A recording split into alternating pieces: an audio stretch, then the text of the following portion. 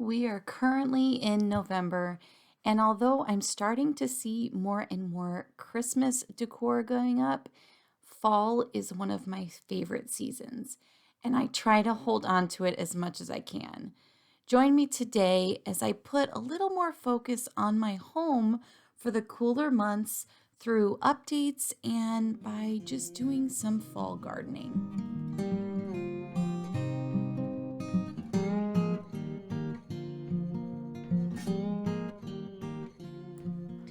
Let's walk through some of the updates really quick to our home.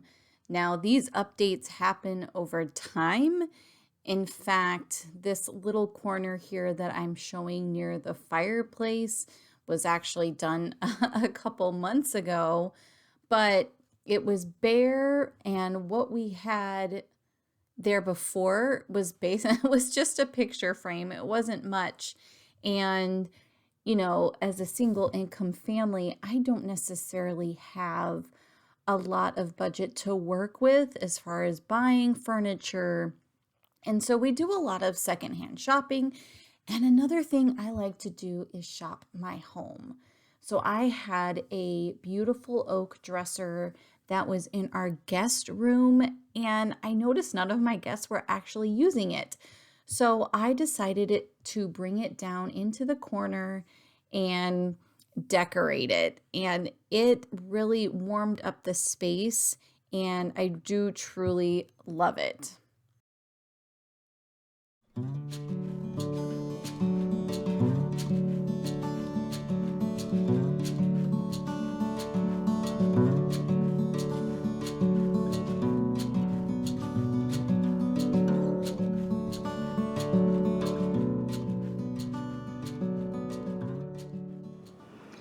All right, it's gonna be a little echoey because I'm in my kitchen right now, but I kind of wanted to share with you like the baby step that I'm gonna be taking to improving my space. It is an awkward space, so this right here would be considered, like, I guess, the nook. There's my lampshade there, which we are going to get to. I originally, against this wall, I mean, you can already see the mugs hanging up, which I know it looks weird here, but the plan was, like, I had a table over here and it was gonna be a coffee bar. My husband's a big coffee drinker, and I don't know, I just thought it would be fun to display all our fun mugs from our travels and the handmade pottery. And then I ended up moving the table in my dining room. And so I've just had this mug holder just hanging here. But yeah, it's like, this is usable space. I had like a little table and chairs here, but the door we had here, this is actually replaced. It's a sliding door now, but the door used to open in, and so it would always hit the table and chairs, and it was just really frustrating. So my kitchen is a work in progress, to say the least.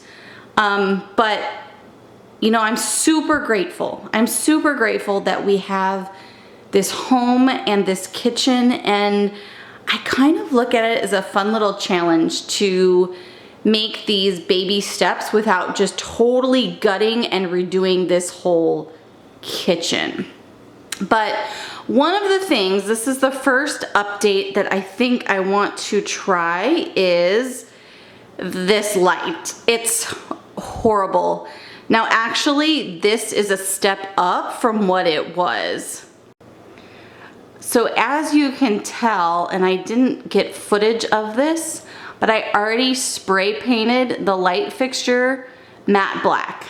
And I took all of the glass, like, shades off of it. It was, I don't know, I guess it was like frosted. Maybe it wasn't even frosted glass. Maybe it was just like grease that had built up. I don't even know. But it had to go. It was very ornate, and it's just outdated, not my style. So I had seen my neighbor friend do her dining room makeover, which our homes are very similar. She redid her dining room light, and all she did was put a lampshade over it. And I thought, wow, that would really soften the space.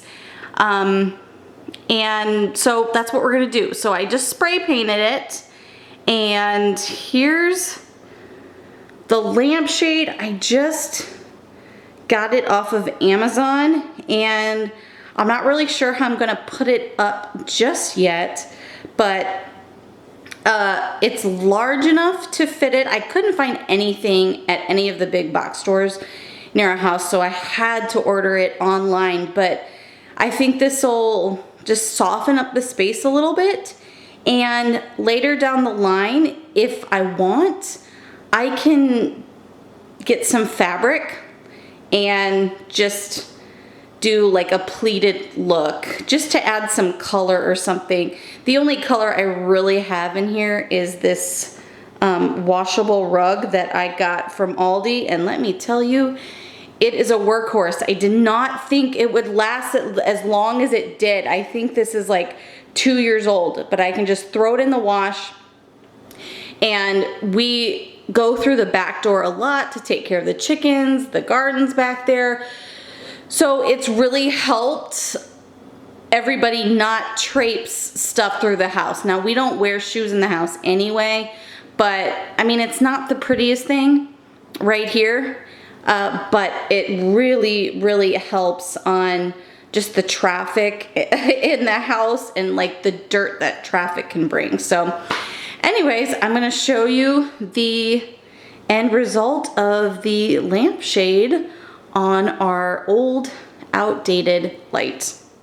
Spoiler alert, my husband's putting up the lampshade here, or at least trying to figure it out. But if you're like us, home projects that seem easy never happen that way. There's always some sort of obstacle. Something doesn't go your way. You have to do 5 trips to Home Depot, or something breaks along the way. And that's exactly what happened while putting this lampshade up. So we were taking things apart and trying to figure out how the lampshade was going to go up when one of the parts just broke. The lampshade's fine, but the light itself, a part broke. And after lots of finagling and trying to solve the problem without it, like trying to put up the lampshade without it, we realized after, probably a couple hours that it wouldn't work. So here I was trying to save $1 on updating this light. I spray painted and I got the lampshade, and here we are spending our weekend trying to put it up, and it didn't work. And what ended up happening was we had to go to Home Depot and Lowe's anyway to shop for a brand new one, because obviously we're not going to keep open wires out in the kitchen. So in the end, after all of that, and I'm sure you can relate, it didn't even work out. We had to get a whole new light. And I share all that just to show you what real life is and not what YouTube makes us feel like life is. You know, these makeovers happen in a weekend, but sometimes it takes a lot of time to redo a room. I'm not doing everything at once. I am doing it piece by piece as the budget affords it and as we find time. And also, I wanted to show you that little mishap too, because I think you can get an idea of what the lampshade would look like over an ugly light fixture in case you want to do it yourself. Now we're moving out into the yard. This is something we do every fall, and unfortunately, my garden beds are starting to show signs of rot and falling apart, which is understandable. It's what happens. So we're kind of in the process of redoing and reconfiguring the garden. But I am going to keep one garden bed for my garlic. And the only reason for that is we have had these garlic cloves for years. I think we bought it at a farmer's market from somebody local, and then we grew from those garlic cloves each year. And so I just want to save those cloves so that I can keep growing year after year. Because if you're saving those seeds, I don't know, those seeds hold on to some sort of like memory almost for the climate that you're in. And each year they're just going to get stronger and stronger. And, it's just something I've read. I don't know if it's true, but from my experience this year, we've probably had some of the best and biggest garlic heads that we've ever grown so far. So here we are. We took wood chips from our chicken's run. We put it in there. I think I did a video on it earlier this year. We got such a huge pile of free wood chips, which you can get at, I think it's chipdrop.com. I don't know. I will put that in the description box below for a link if you're interested. But we put that in there in the spring, and the chickens have just been scratching, and it's turned into this beautiful soil. So all we did was we took out the wood chips and stuff that had broken down from the chicken run, and we are now sifting it, and we're just topping off the garden bed to amend the soil to be able to grow our garlic. I'm just spacing out where I want the garlic plants to go. And when you are planting your garlic, make sure the tapered side of the garlic is pointing up. So if you've ever had garlic sprout in your pantry, that's the part that you want pointing up, and that's going to create the stems of your garlic.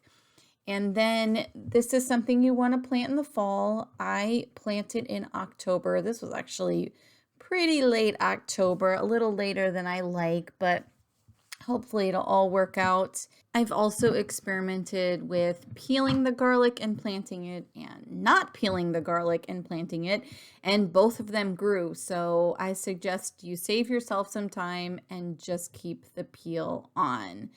And then I just make sure that I just kind of push it in the ground. You want it deep enough so that it's kind of insulated from the cold because you are overwintering it.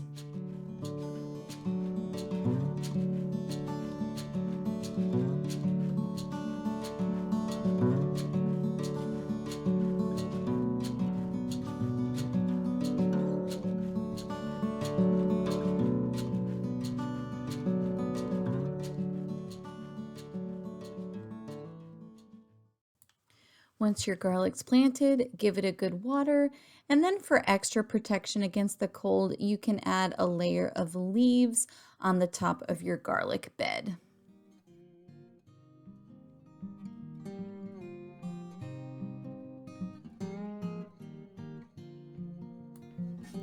Thank you for being here. I hope you found this video helpful. If you did, please consider giving it a like or comment below and let me know. Do you stretch out fall as long as possible, or do you embrace Christmas early? I like to share content around creating a safe environment in my home, and in this video you got a glimpse of me concentrating on creating a peaceful atmosphere in my home, as well as gardening that helps to nourish our family. If this resonates with you, I invite you to subscribe to my channel, and I look forward to seeing you next time. Bye.